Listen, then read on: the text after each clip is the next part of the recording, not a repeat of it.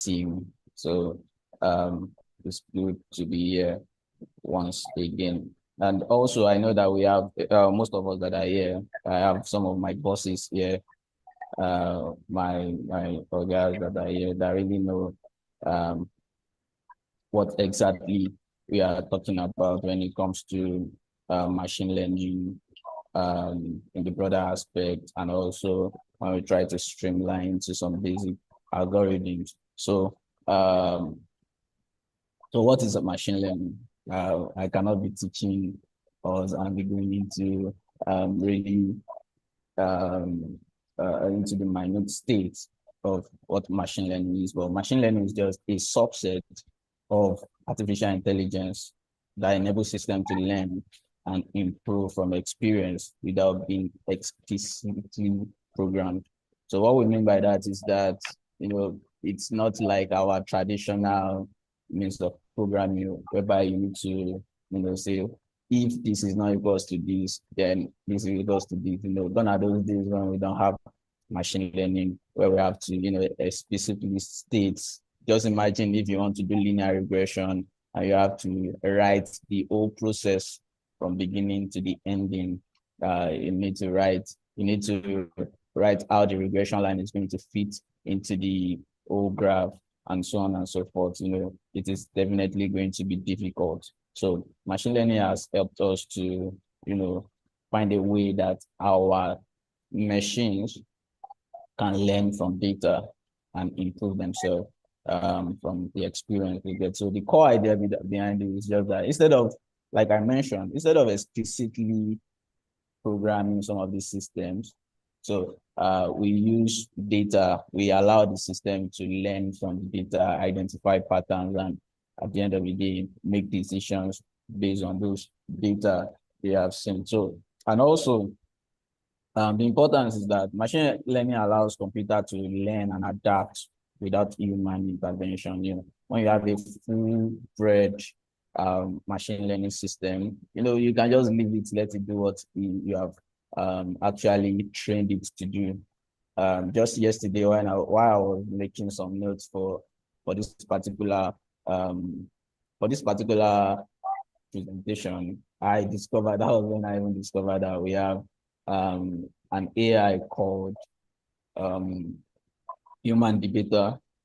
I watched a video from that was shown by IBM, whereby we have a system that can actually debate with you on any topic, and it will give you facts and figures, give you things you don't even know.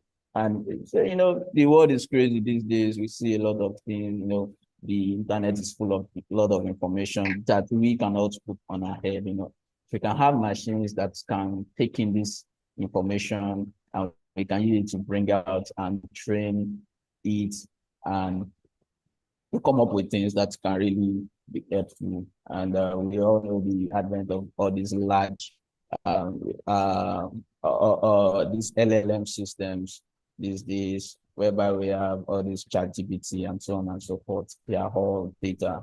And also, we know of a recommender system. If you look at my far right here, you'd see the Netflix system. Things are really, really changing. AI, machine learning, deep learning are really changing a lot of things. You get recommendation, movie recommendation, all of these some of these companies are really making use of the system. So just a little bit of let's add a little bit of engagement. Let's just go into our comments section, the chat box. Let's quickly type some ways you have seen that machine learning has been used. So it's not really a teaching kind of class, or we are having a tutorial session. No, we just want to discuss. We just want to engage with each other, interact with each other. Like, what are ways you have seen that machine learning has been used recently, and we can just look at them together. So that's that. So as we go on, you can just have that drop on the chat box. Yeah, thank you. So looking at types of machine learning, we traditionally we have two types actually, and we have the supervised learning and the unsupervised learning. Now we have the third one, which is the reinforcement learning. So normally the supervised learning is our classical means of learning of machine learning, such that you train the system and you allow it to know what's the outcome you want it to bring out. So like I have in my definition here, so it involves training a model on a labeled data set. Maybe you have a data set that contains a cat and a dog. So you are going to train the system, you are going to show the system that, okay, we have cat and dog. And at the end of the day, you want the system to predict that you have a cat or you have a dog. So that is what a supervised learning is all about. And unsupervised learning, we have algorithm analyzed on labeled data. So in this case, you don't have it labeled. So we just allow the system to discover patterns, relationship, or structure within the data. So one way is that one very good example is clustering customer data. So we have cluster algorithms too. And the example of such is K-means algorithm. We are going to see that in the later. And so we have oh, okay, sorry, I'm sorry about that. Someone is complaining about my audio. So is it better? Is it better now? Can we hear me better? Yes, we can. All right, thank you. Yeah, so someone that I've seen machine learning used recently to grow seeds in a desert, it actually enhance the facility of the soil. So in the agricultural space, in the financial space, in the health space, everywhere machine learning is being used to just make sure we are in a better world. So we have the reinforcement learning, and reinforcement learning is just a reward kind of system. Just you reward when the system does the right thing, and you punish when the system does the wrong thing. So, and it is very, very good when you have all these self-driving cars. So when you have the self-driving cars, the car is going in the right direction. When the car is going in the right direction, you're definitely going to reward the car. But when it is going the wrong direction, there must be penalties. There must be some form of punishment to the system. So another example is training a computer program to play and win games through trial and error. So one way of doing that is that when the particular agent or the machine, when the machine make a wrong move, you are going to punish the machine. But when it does make a good move, what do? You reward it and make it know that, okay, this is the right thing to do. So over time, the system improves. It's a form of feedback system such that whatever it gets as an output, it takes it in as an input in the next round. Yeah, so what is an algorithm? So algorithm are just like are the guiding force in machine learning. So we have a lot of them serving as a set of rules that model follows to make predictions or decisions. So we actually have more or less like a machine learning workflow. We have a machine learning workflow that is A to Z of how the machine learning model is meant to work. That is, first of all, you need to know that you need to define your problem. You need to do some form of pre-processing. You need to clean your data. You need to model your data. At the end of the day, you need to come up with a form of decision or a form of output from what you have been able to get from that machine learning model. So, and why do we need algorithm at the brains of machine learning systems? determine the model's ability to learn from data and generalize to new unseen situations. So these days we have a lot of these algorithms, like new algorithms coming up. And recently we have in the 2015, 2014, 2016, we have the deep learning models coming up, the CNN, the GAN, and so on and so forth. But we won't really be going deep into that. So we have the linear regression, which is one of the first algorithm. Actually, this is the most basic algorithm, and it follows the straight line graph. You can see a straight line graph, and you can see data point trying to cluster around, trying to fit into a particular line. So that's just what a linear regression is all about. And one example of a linear regression is predicting house prices. So maybe we have a lot of, and one thing we should know, and I'm sure most of us, we are all familiar with machine learning and how it works. One thing with machine learning, we always have some terms used. For instance, we always have our targets and we have our features, or we call it variables. So our target is what we are trying to predict, and our variables or our features are those things that is going to determine the targets.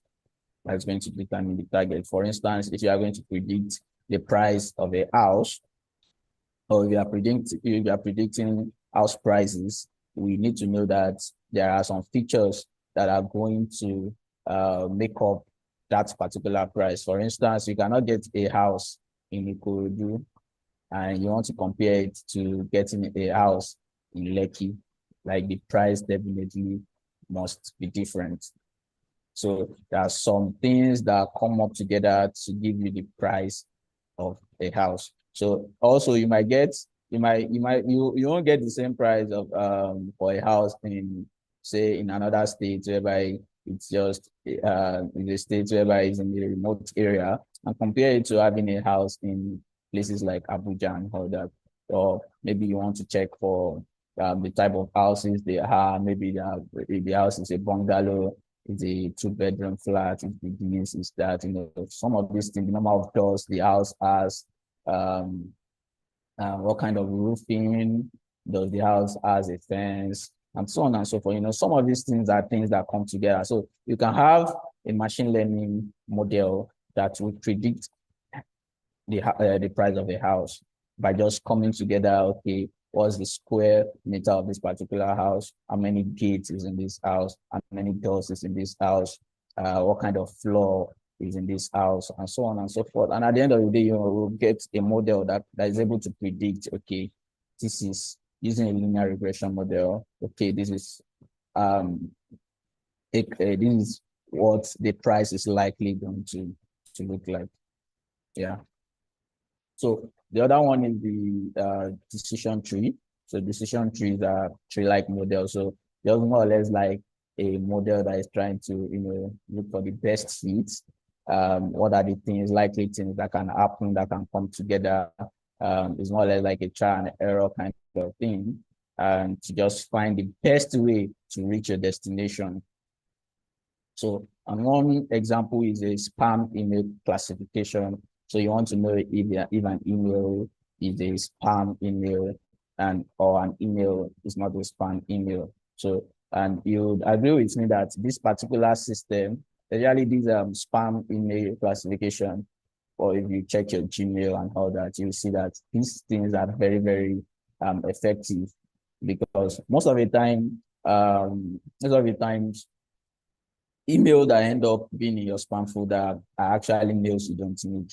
They are actually mails that might be fraudulent, or you didn't even sign up for them, and they just end up being in your mail. Except some few ones, maybe some organizations that didn't do their security checks and all that, that just send emails to you, and at the end of the day, they end up being in the spam box. So decision tree is another algorithm that can be used in that regard. So the next one, we have the SVM. We have the support vector machine. We also have SVC, support vector classifier. And we have some, so this is one of the most, these are one of the most powerful machine learning, supervised learning model, which can be used for both classification and regression analysis. I don't know if I don't think I've been able to speak about what classification and regression is all about. So classification is just a case whereby you are trying to, okay, differentiate, okay, this is a cat or this is a dog, this is 0 or this is 1, this is blue or this is black. So like that's classification. You have all the classes determined. You just want to know at the end of the day what classes are you trying to predict, or what class is your prediction going to be. But on the other hand, a regression analysis, a good example of a regression analysis is what I've explained in terms of the house prices I spoke the other time, because house prices, you cannot really have one single price or a class for a house price. You know, it does a form of estimation calculation in that regard. That is, when you have different features for a house, at the end of the day, it's round of a particular amount for the price of the house. So that's a very good example of regression analysis. And an example of this SVM classification is image classification. So imagine using SVM to classify image into categories such as cats and dogs. So SVM is a very good algorithm for image classification, though there are more better algorithms, especially the deep learning models. They are very good with image classification. They're very good with image classification. So deep learning are more powerful than some of these algorithms. So the next one, we have the KNN, and that's the K nearest neighbor. This kind of algorithm uses a concept called clustering. So cluster up some near data. This particular K is like something is a number. It can be any number, just K nearest neighbor. So it's cluster some similarities, something very similar to what you are looking for, and cluster them together. At the end of the day, is able to differentiate A from B, class B from class C. So, and this can be used. Example is you can use a recommender system. It can be used in recommender system. So consider KNN to be the recommender system, suggesting movies based on the preferences of user with similar tastes. So I showed up the other time, and we can have recommender systems which can be built using machine learning models. And one algorithm we can use for that is KNN, nearest neighbor. So we have neural networks. So these neural networks they are one of the most powerful models. They are meant to model after the human brain, the work. You know, when you have, you know, in the brain we have, for those that studied biology and all that, we have neurons and all that. So that is what we are trying to model in neural networks. An example of such neural network, we have CNN, that's convolutional neural network. Or most of these deep learning models and neural networks. We have all these stars, all these inner layers. At the end of the day, they come up together just to give you a particular output. You have several inputs, there are a lot of layers in between, and at the end of the day, you can come up with a final output. So it's capable of learning complex patterns. So, you know, one thing with image classification is that, you know, our traditional models, you know, we need to determine features.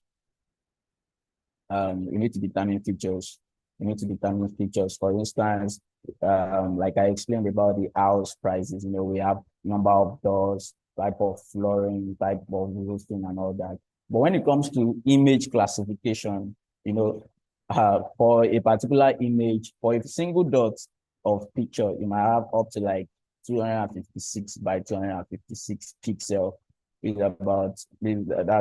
That's close to more than maybe 200,000 pixel and all that, if not more than that. So it is very difficult to bring out some features. It is very difficult to bring out features from those particular images. So that is why we have these CNN, we have neural networks.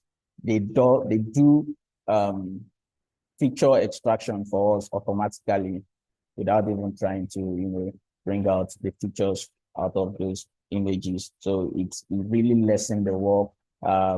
Those guys that work on these research and everything, they've done a lot of work, and it's capable of learning complex patterns, effective in tasks like image recognition and natural language processing, and so on and so forth. So such an example is that you can use neural networks to recognize objects in images. We have one of my favorite object recognition algorithm or framework is this YOLO model, the CNN kind of algorithm, and it is very, very effective. It is very, very effective. You can have as much as 90%, 95% accuracy of object recognition. It is very, very effective. So you can have a large image, and it will be able to determine if you have a tiny piece of mouse inside the picture. Very, very powerful algorithm. So we have the last one I have here is assemble methods or assemble model. So an assemble model is just a kind of model that is combined together. That's combined together to give you a particular one single powerful model. So maybe I've been trying to use linear regression, decision tree, this one, all these kind of models you have been trying to use them, and you are still not getting a good accuracy. You can try to use assemble model or assemble method. So it's just a way of combining multiple individual models to improve your performance and robustness. So, and there's one popular assemble model, which is this random forest. A random forest is just a combination of decision trees. So, when you have a lot of trees together, it becomes a forest. So, and that is what a random forest. So we are just trying to, and one good thing about this particular model is that it reduces overfitting and increases model stability. One thing with assemble model is that it actually kind of pick the best part of each model, bring them together to become a really good model that can be used for your predictions. So a good example is when you want to predict disease outcome by aggregating prediction from multiple decision trees. There are a lot of them. There are more algorithms we can actually explore. Some of these deep learning models, like the GANs, or most of the NNs and all that. We have artificial neural network and so on and so forth. We have a lot of them that is not mentioned in this presentation. So real world examples we have seen, just like we have said, machine learning can be used to analyze historical data and predict the likelihood of disease outbreak, aiding in proactive measures. I've worked on a project that will try to detect if a particular patient has, I think I've worked on one that I tried to predict if a patient has a kidney disease. So we went to the hospital, tried to collect a lot of data, relating to kidney disease. We bring them together, we have enough data. And, when you bring the features together, maybe after you have trained your model and you have a model that is really strong, you have a model that is really strong, and you can just try to check if this a particular patient has kidney disease based on what you have supplied to the system. Also, um, machine learning can also be good with fraud detection. So these days now we have a lot of fintech company. In fact, these days we are having a lot of fintech startups coming up, and most of these companies are not really taking into consideration the security aspect. So one way that machine learning can help us is it can help us with fraud detection. When there are unusual activity on our credit cards, logs and transactions, machine learning can easily detect and tell us, okay, there might be something wrong. This person does not buy 20,000 naira worth of goods. This person, since the beginning, since the history of this particular person, this person has not bought something up to 50,000 naira. So there might be something wrong. So machine learning can easily help us in as much as we are feeding the model with data can easily help us. So another example, which I've mentioned several times, is recommendations. And that is what you see Netflix, Amazon, some of the Facebook and all that. Even blog website like Medium and all that, they have this recommendation system in place. All they have to do is just put this recommendation, and they just take one or two of the data, and moving forward, they just go on to recommend blog posts to you. They recommend movies you want to watch. They recommend things you want to buy, and so on and so forth. Also, lastly, we have image classification. You can use machine learning for image classification. This cannot be overemphasized. And if there's anyone here that is thinking of how do I get started, or what are the things I can do to be a top machine learning engineer, you can take online courses. We have a lot of them on Coursera, Udemy, and all that. And you can also practice on the real data sets. You go on Kaggle, and we have data.org as well. You can check on them. We have a lot of data you can work on. Just try all these simple machine learning algorithms, and we are going to definitely be wowed by the results. And also you can join machine learning communities. I think presently I'm a member of Makashin, and also I'm a member of Black in AI. We have a lot of them. We have DSM, Data Science Nigeria, and join data science community, machine learning communities. You are definitely going to meet a lot of people to help you stay, because when you hear things that people are doing, things people are building in the natural language processing part and everything, you are just going to be wild. And also you can experiment with tools and frameworks. We have tools like pandas, tools like NumPy. We have deep learning tools like TensorFlow, um, a lot of them like that. You can just start working on them and just stay curious and explore. You can also volunteer for organization. You can intern at great places like Bincom, and you are definitely going to have yourself, as one of the best machine learning engineer out there. So that will be all for me. And if you have any question, you can just drop it in the comment section. And I just want to appreciate everyone for staying and hanging on till the end. Thank you very much. I'm going to rest my case on this note. So thank you, guys. All right. Yes, that was really amazing. Thank you very much, Mr. Anthony. That was quite insightful. He has actually helped us to understand some nitty-gritty in the machine learning space. Okay, so yeah, I believe maybe we may have questions, but before we take questions, would actually like to listen to our famous speaker. Then after that, we'll actually take the questions all together.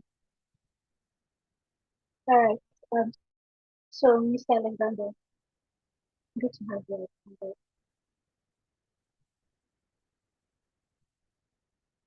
Okay.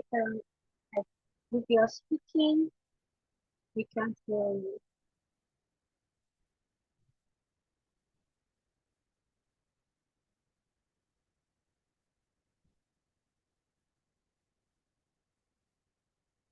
Okay. So while we're waiting for Mr. Alexander, Oh, all right. Yes. One of the sorry. things. Can you hear me? Okay. Yes, we can Can hear you you. hear me? Sorry, I didn't hear you. I didn't Yeah. hear you calling me. Hey, good everyone. All right. My name is Chogi Alexander, and I'm from the Python Data Science team at the Bincom Dev Center. So I'll be talking about, let me quickly share my screen. I'll be giving a basic introduction, like an overview of machine learning. Just give me a second.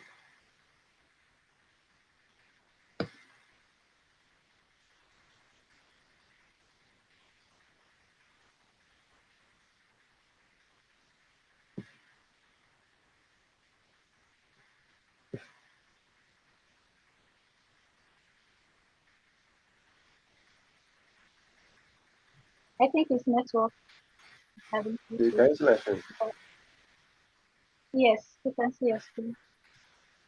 Right.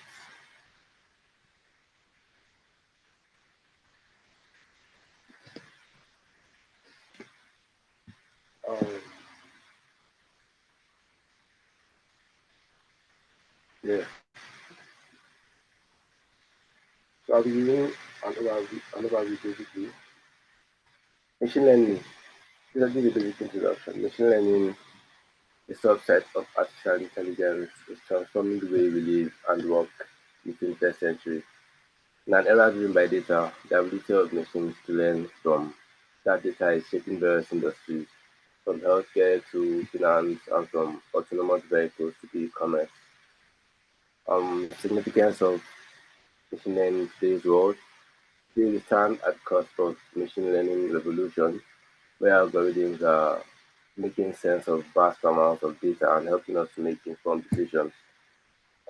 These machine learning algorithms enable us to make predictive maintenance in industries, which reduces downtime and costs. It also help us, enables us to have personalized recommendations for users on platforms like Netflix and Amazon. That's why when you watch certain movies, you get certain other recommendations from certain applications. Yeah. It also enables us to create medical diagnosis with greater accuracy, improving improving patient care. As we explore this technology, we discover its applications, understand its mechanisms, and explore its Okay, ethical and societal Alexander, I don't know implications. if it's just me, but um, we can't really see other slides you're going through. It's just your Sorry? opening I didn't hear slide, you. machine learning and overview. I don't know if it's just me, but then that's the next slide I can see. Uh, I didn't hear you, sorry. I said your Hello. slides where you're reading them from, like we can barely see. We're not able to. You can do. Do you You're not clear understand? enough, sorry. I'm not hearing you clearly. Okay, I said by the slide. The slide is just your overview, machine learning, an overview Yeah, there I it's can only see. the Yeah, yeah, yeah, first. yeah. The next, yeah. Yeah, it's only the first Okay, slide you that is can move. showing. That was the first slide. Yeah, but what we are seeing right Okay, now is the first slide. So maybe This is your the second slide I'm seeing right now. maybe you can So what, just okay, sorry, change what yeah, you're the seeing is the first slide. Is that what you're yeah, saying? you're on the second yeah. one now. Oh, sorry. Thank you. Okay, no Okay, can you problem. see it now? Sorry. Yes, Can you we see this can. slide? Okay. Yes, we can. Yes, we can. So this is the slide I just finished with right now. We're about to enter the next one. So this next slide now, 1 minute.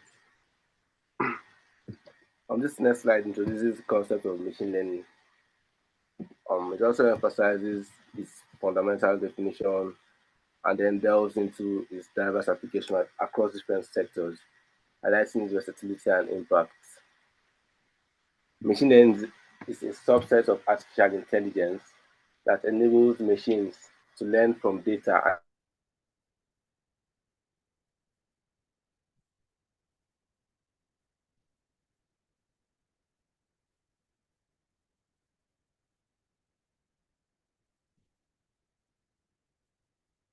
and improve their performance over time. SPD programmed. Hello, can you hear me? Hello, Yes, we can hear you. hello. We can hear you. We can We hear can you. hear No you, can problem. hear you. All right. Machine learning is a subset of artificial intelligence that enables machines to learn from data and improve their performance over time without being explicitly programmed. It involves the development of algorithms that can learn patterns from data, make predictions, and take actions without human intervention. Some applications in various fields, like such as healthcare field, machine learning helps us in predictive diagnostics. Um, that is predicting if certain diseases are about to occur or have a possibility of occurring in a particular individual in the future or something like that. Then drug discovery, personalized medicine, in the finance field, machine learning helps us in with fraud detection, algorithmic trading, risk assessments.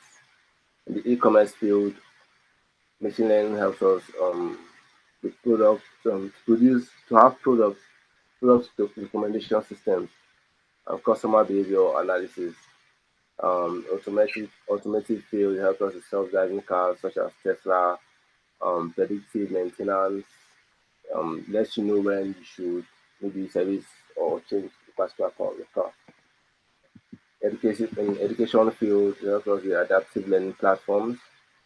There are certain courses you take now that the structure in which you learn and your task or projects will change with time depending on how you actually do it, how you attempt it, something like that. Also helps in student performance prediction. That's still on the education field. The entertainment field, machine learning helps us with content recommendations and gaming AI. Okay, so this is an image, basic image showing us like a basic introduction to machine learning. Behind an ordinary system, there's artificial intelligence, and behind artificial intelligence is machine learning. Machine learning algorithm basically learns from our data, learns to predict data from our data, and improves our data still from what it has learned after making adjustments.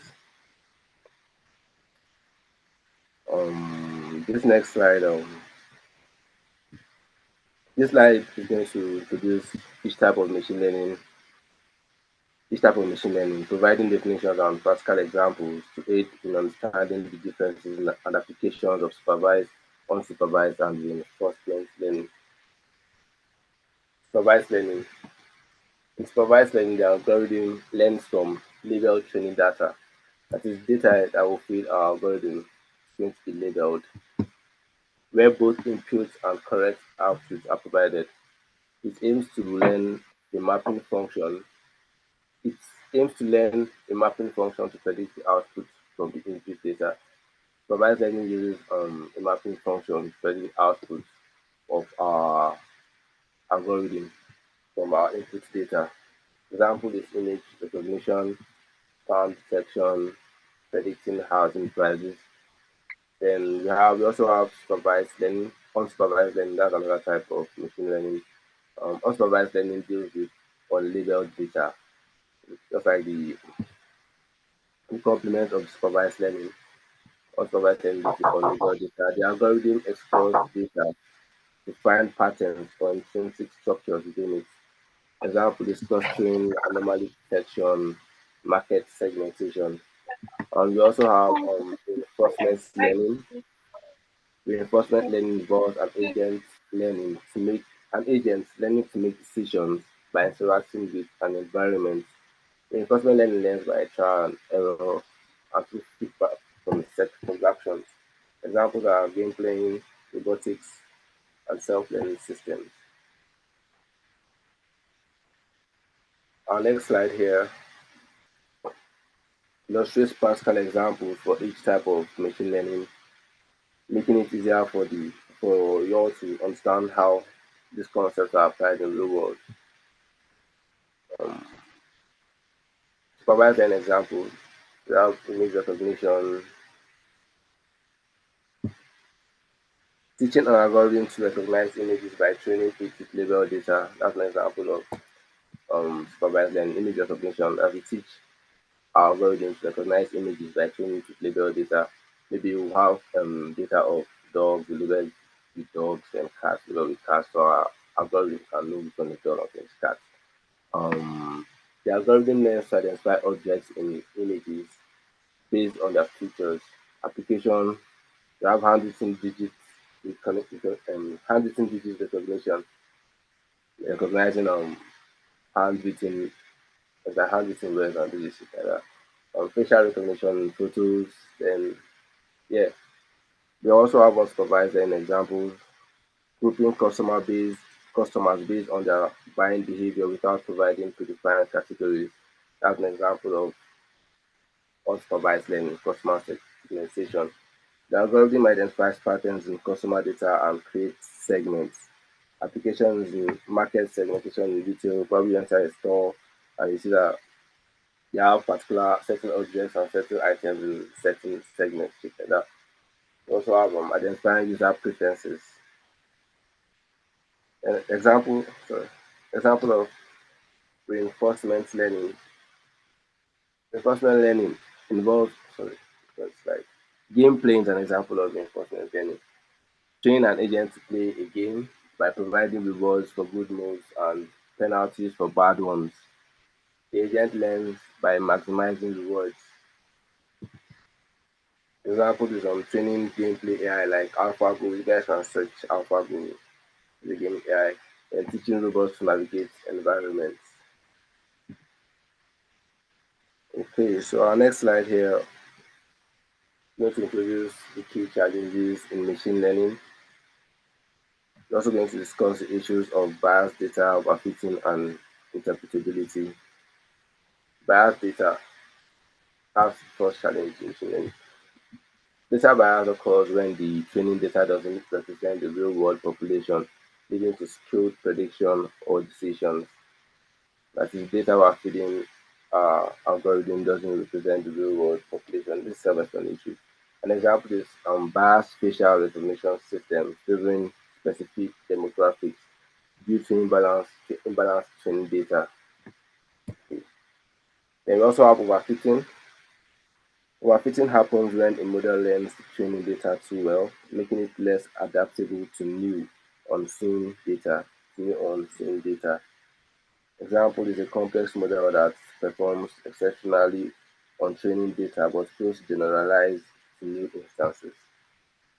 Interpretability is also another challenge.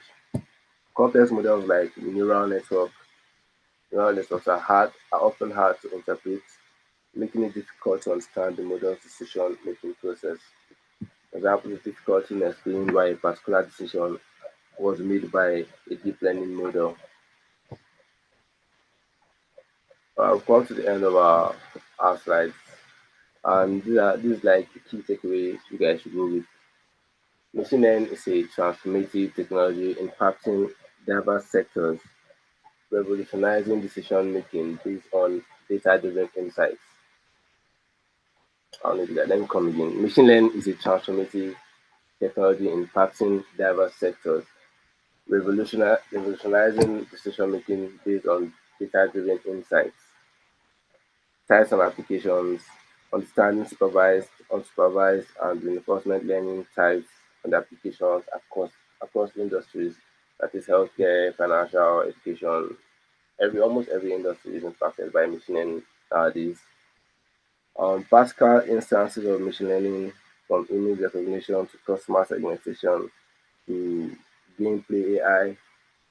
That's how you can apply a machine learning to real world challenges and all that. We also discussed challenges challenges of machine learning, that is bias, data, overfitting, interpretability, and all of that. So this is the end of my presentation. Only if anyone has any questions, I can ask your question.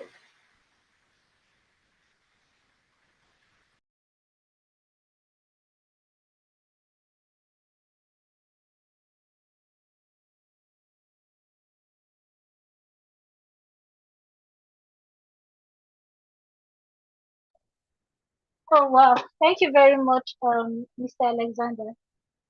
Please, can everyone hear me?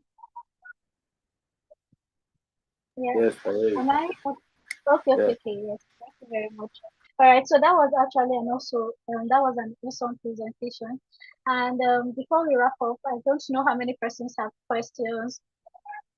So there's a quick summary is that Mr. Sunday has been able to make us look at the like I said earlier, the nitty-gritty in machine learning. He has helped us to look at machine learning algorithms, basic machine learning algorithms, and which are very important because as it stands now, the world itself is actually going tech-wise. Everything is being revolutionized as it stands as a result of the understanding from these machine learning algorithms, the understanding gotten from tech itself. So I don't know how many of us have questions, but then my question is to Mr. Sunday. Mr. Sunday, what do you think about the advancements in tech? Looking at the fact that yes, we've had very useful transformation from these machine learning algorithms. Recently, I don't know where I saw that. Elon Musk is actually looking for a volunteer for so that they can actually insert a chip into the volunteer's brain. So now talking about the neural network, yes, you mentioned one of the machine learning algorithms you actually talked about. So a chip like that has been made with very thin wires.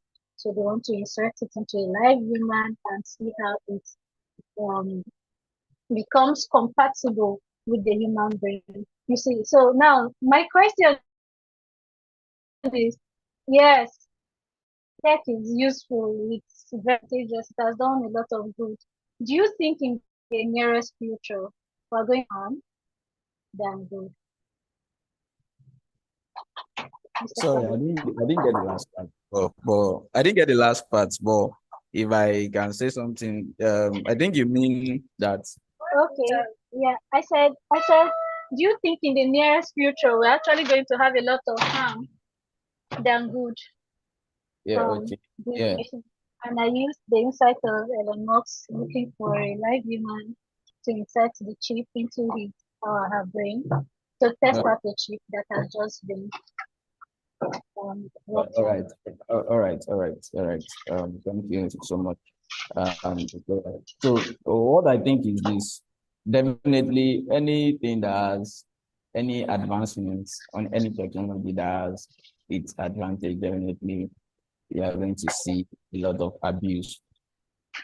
It is common, and it is what is happening in a day. Of recent we see the advent of AI pictures everywhere. So okay, Almost, so you are in other words telling us to get prepared for. yeah, definitely. We are going to see a lot of people trying to abuse the system. It is normal, but I know for a fact that there are more good than harm when it comes to artificial intelligence, machine learning. You can see how it has made our lives so easy. I can tell you for a fact that this presentation you saw me presented just now was made by ChatGPT. And there is no one that will want to compute an email to someone these days that will still not consult ChatGPT to have it done, to restructure and recheck and make sure it is still good. Though they have their bad, we have people that use ChatGPT to create their research papers and all that, which is really bad because there is no integrity and all that there. But we can say for a fact that it has made our life easier than we used to have it. So they are really more good to look at when it comes to artificial intelligence, when it comes to machine learning. We have a lot of more things to benefit from than the bad side. So that's what I think. Oh, thank you very much. Yes, I really appreciate it. Okay, so you have a question in the chat box from Peter. It says, what's the difference? Okay, the question, maybe any of you can answer it, either you or Mr. Alexander. I say, what's the difference between machine learning and deep learning? What's the difference between machine learning and deep learning? So should I take that or Yes, you can. all right. So just like we have artificial intelligence, we have machine learning. Just like we have machine learning, we have deep learning. If you listen to what Mr. Alexander said the other time, and what I also said, I said that machine learning is a subset of artificial intelligence. We still have some other part of artificial intelligence, but one of the core part of machine learning, one of the core part of artificial intelligence is machine learning. And also a subset of machine learning is the deep learning. So it's just that you have a mother that has plenty of children. So one of the children of machine learning is deep learning. So part of and this deep learning also, we are seeing a lot of advent things coming up also in the nearest future. Is that seeing something also coming out of this particular model? So you can think of it of having a big father, which is machine learning, the father that has plenty of children, and one of the children is machine learning. Machine learning is now like a father to deep learning. So you can say deep learning is the grandchild of artificial intelligence, where machine learning is the father of or the mother or anything let's call it of deep learning. Okay, that was actually a very nice illustration. So Mr. Peter, I guess you've got to that. Said deep learning is just an aspect, a subset of machine learning actually, and so machine learning is more like the master data aspect that houses every other aspect. I I don't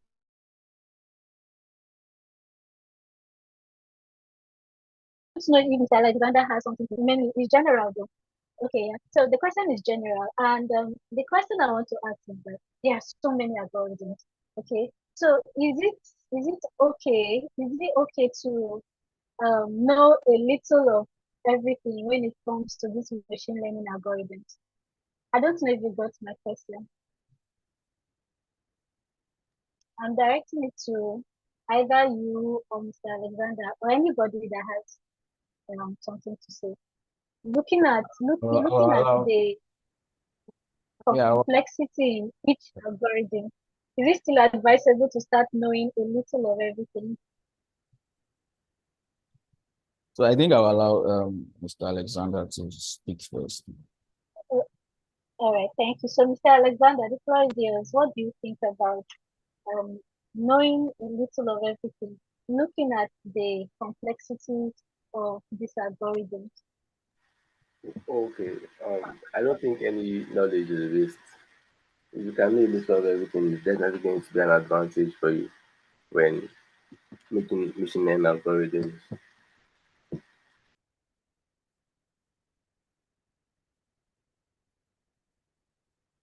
That's it. Do you hear me? Do you hear me? Hello. Yeah, I can hear you. I can Yes, hear. I can. Okay. So I can hear you as well. And asking, you said in your opinion, there's no need knowing a little of everything when it comes to algorithms. Was that what you said? Recording in progress. All right. So that's fine. So Mr. Sunday, do you have something to say? Something contrary? Yeah, if I'm going to say anything, I'm also going to agree with Mr. Alexander. So the thing is, these things are just things that happens everywhere. Now, if you look at the web aspect of software development, you would know that there are some basic things you need to know. And I'm not going to lie now. You really need to know, at least you need to know some basic machine learning algorithms. For instance, there's nothing too big about linear regression because it is in like two lines. In two lines, one thing about machine learning and all these things is that most of the work is being done before you even train your data, and most work also is being done after you have trained your data and you are trying to fine tune. You need to know some of those basic logic. For instance, when it comes to programming, you need to know some things like, well, when it comes to object-oriented programming, you need to know things like polymorphism, inheritance, dependence, for loop. You need all these basics. So now it now depends where you want to base. Maybe you decide to just stay with Android programming. You want to stay with a particular language, back end, front end. The same thing applies here. And one thing with machine learning that there are a lot of things that we see, especially we that we call ourselves maybe a machine learning engineer. There are a lot of things. There are a lot of mathematical operations going underneath that we don't even know. I bet some don't even know what equation is attached to linear regression. It's just and you know that someone actually somewhere came up with these things. Someone somewhere came up with frameworks and all these things. So, and if you look at it very well, you'd also know that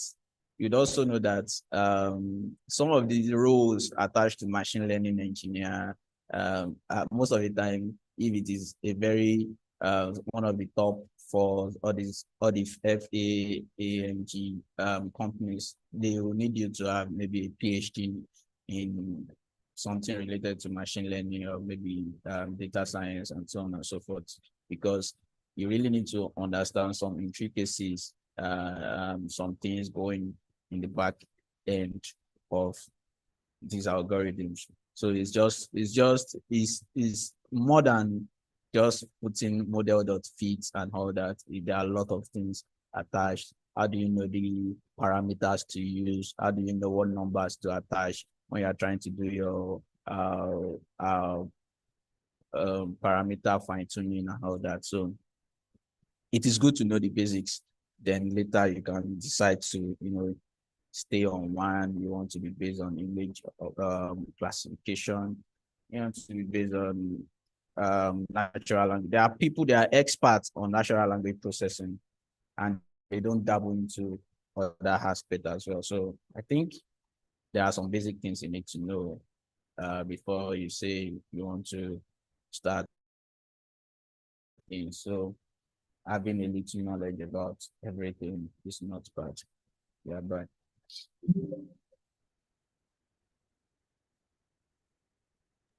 Thank you very much, Mr. Sunday. That is actually very, very expository. It's good to know the basics. Then you can actually find a niche for yourself. Okay, and same thing with Mr. Alexander. There's no need trying to memorize everything. We're not writing exams. Okay, it's just important that you actually know the basics. A friend said something that is not about knowing the big stuff. It's actually knowing the fundamentals. It's quite sad that a lot of us, because of the advent of technology, are now, I don't want to say it's now common, but then a lot of us don't really know the basic of little things again. A whole lot of things. People really don't know the basic of little basic things. Like let's say when we even talk about basic things, we really mean basic things because you have ChatGPT that you can simply just ask and it gives you the answer. But these basics are also very important.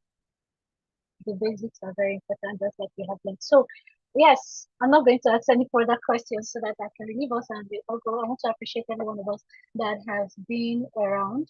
Then, just food for thought, words for thought. It says, Mr. Sunday said, stay curious and explore. He actually mentioned some communities he belongs to, of which we all have to at least look for a community, belong to a community. He said it will keep you inspired. When you see what people are doing in the field, it will keep you inspired. There's something about the machine learning and all of it it can be exhausting sometimes, but when you see the waves people are making, you get inspired and you are able to actually keep up the journey. So I want to say a very big thank you. Thank you, Mr. Alexander. Thank you, Mr. Sunday. Thank you for the insights. Thank you for the exposition. We really appreciate it. Yes, thank you very much. So we've covered You're today's welcome. Python method. Yes, Mr. Sunday, please, you can also drop your LinkedIn, please. We can connect with Mr. Sunday. Like we said, he's the CEO of Bincom Technologies. Before you know it now, we may not be able to have it like as easy as it is. So it's also an opportunity to connect with one another. You can reach out to Mr.